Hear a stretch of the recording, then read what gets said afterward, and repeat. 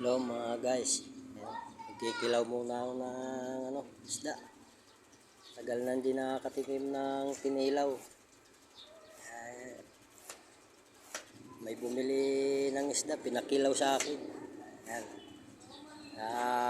Magkikilaw ako. Tagal-tagal na rin din nakakain ng kinilaw.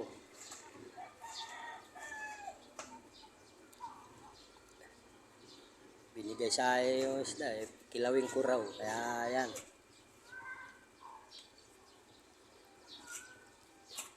Marunong ka talaga magkilaw, ikaw nautusan. Ayan mga guys. Marami-rami yan.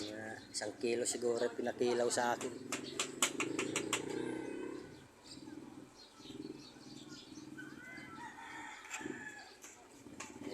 Tagal na daw hindi nakakatikim ng kinilaw kaya pabili ng isda. Kilawin ko muna daw. Ayan. Nagbigyan ko.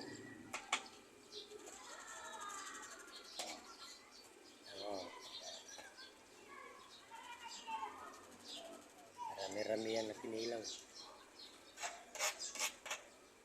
Ay, inihiwa ko yung inihiwa mo na yung luya at sibuyas.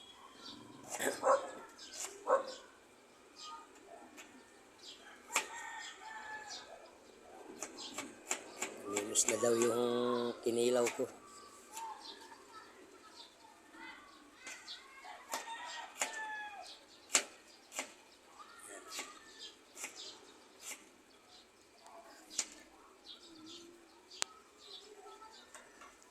Guys, tapos na ako maghiwa ng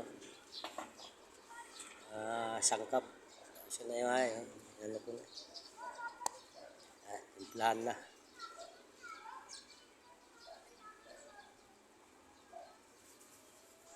Tapos timplahan, dadaling ko na yan doon sa nagpakilaw. Ayan. Okay.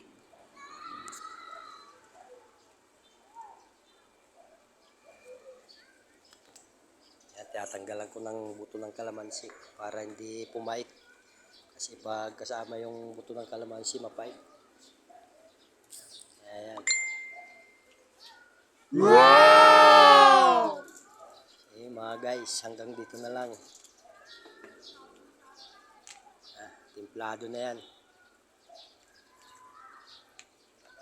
Mikos-mikos na lang yan. Hanggang dito na lang.